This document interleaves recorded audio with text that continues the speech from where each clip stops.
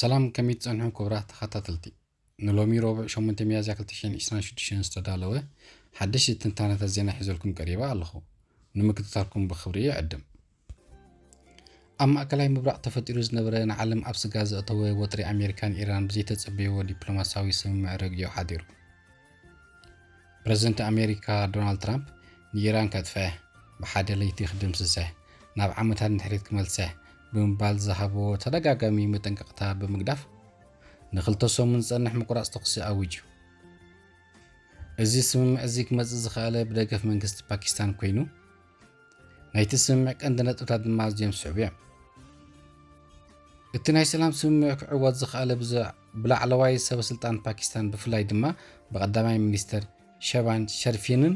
ፊልድ ማርሻል ኣስሚን ሙኒርን ብዝተገብረ ናይ ለይቲ ሽምግልና እዩ ፕረዚደንት ትራምፕ ኣብ ማሕበራዊ ሚድያታት ኣብ ዘውፅኦ መግለጺ እቲ ናብ ኢራን ክኸይድ ተወጢኑ ዝነበረ መጥቃዕቲ ንኽልተ ሰሙን ከም ዝተናውሐ ገሊጹ ኢራን ብወገና ዓወት ከም ዝተጓነፀፈት ብምእዋጅ ነቲ ኣሜሪካ ዘቕረበቶ 10 ነጥብታት ዘለዎ ናይ ስምምዕ ሰነድ ተቐቢላቶ ኣላ ነዚ ሓድሽ ምዕባለ ስዒቡ እስራኤል ዘለዎ ኣንፈት መርገፅን ብዝርዝር ከተቕርብ ትፅቢት ይግበር ላዕለዋይ ቤት ምኽሪ ድሕንነት ኢራን እዚ ስምምዕ እዚ ንኢራን ታሪኻዊ ዓወት ምዃኑ ኣውጁ ኣሎ እቲ ስምምዕ ብላዕለዋይ መሪሕነት ኣያቶላህ ሙጅታባ ካቢኒ ከም ዝጸደቐን ኣሜሪካ ብዘይ ዝኾነ ቅድሚ ኩነት ናይ ኢራን ጠለባት ምቕባላ ከም ዓብዪ ዓወት ተቖፂሩ ኣሎ ይኹን እምበር ኢራን ኣብ ልዕሊ ኣሜሪካ ሙሉእ እምነት ስለ ዘይብሉ እቲ ዝርርብ ጥንቃቐ ከም ዘድልዮ ኣገንዚባ እቲ ወግዓዊ ናይ ሰላም ዝርርብ ኣብ ዝመጽእ ሚያዝያ 11 ኣብ ኢስላማባድ ፓኪስታን ክጅምር ተመዲቡ ኣሎ እዚ ዕለት እዚ ንመጻኢ ዕድላት ማእከላይ ምብራቕ ወሳኒ ክኸውን ትፅቢት ይግበረሉ እስራኤል ነቲ ኣብ መንጎ ትራምፕን ኢራንን ዝተገብረ ስምምዕ ንጥቕማ ዝጎድእ ከይከውን ብስክፍታት ትከታተሎ ኣላ ኢራን ብወገና እስራኤል ኣብዚ ናይ ሰላም መስርሕ ዝኾነ ዓይነት ዕንቅፋት እንተፈጢራ ዘይተጸበዮ መዘዝ ክስዕብ ክትብል ኣጠንቂቓ ኣላ እቲ ስምምዕ ዝተመስረተሉ ነጥብታት ኣሜሪካ ነቶም ኢራን ዘቕረበቶም 10 ነጥብታት ቅድመ ኩነታት ብምሉኦም ብምቕባላ እዩ መግለጺ ላዕለዋይ ቤት ምኽሪ ድሕንነት ኢራን እዚ ስምምዕ እዚ ንኢራን ታሪኻዊ ዓወት ምዃኑ ኣሜሪካ ብዘይ ዝኾነ ቅድመ ኩነት ናብቲ ዘተ ሰላም ምምጻእ ዓቢ ዓወት ከም ዝኾነ ገሊጹ መሪሕነት ዲሞክራቲክ ፓርቲ ኣብዚ ስምምዕ ሓያል ነቐፌታ የቕርቡ ኣለዉ መሪሕነት ሰነት ዝኾነ ቻክ ሹመር ትራምፕ ብሰንኪቲ ዝፈጠሮ ዘይተረጋገ ኩነታት ንድሕሪት ክምለስ ወይ ካህድም ዝኾነ ዓይነት ኣጋጣሚ ይደሊ ከም ዝነበረ ገሊጹ ሹመር ነቲ ምቁራጽ ተኽሲ ብጽቡቕ እኳ እንተተቐበሎ ናይ ትራምፕ ኣመራርሓ ግን ዕንጅልነት ዝመልኦ ፈኸራ ክብል ገሊጹ ኢራን ኣብ እዋን ኩናት ዘይተማእከለ ወታደራዊ ስትራቴጂ ትጥቀም ስለ ዝነበረት እቲ ናይ ምቁራጽ ተኽሲ ትእዛዝ ናብ ኩሎም ኣዘዝቲ ሓይሊ በፂሑ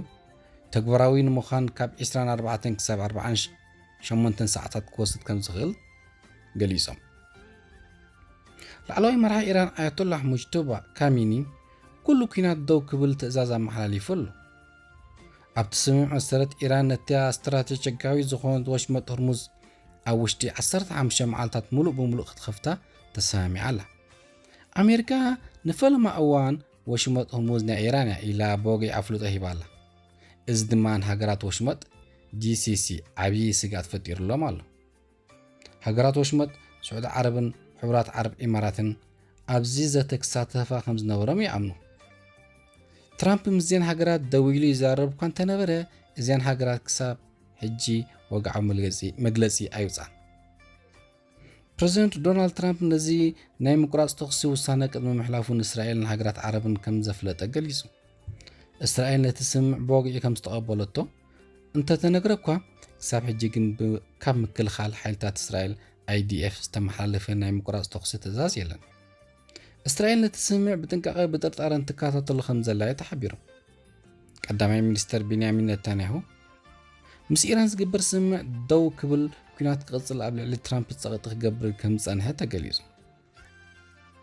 እቲ ናይ ምቁራጽ ተኽሲ ስምምዕ እንተተፈጸመ እኳ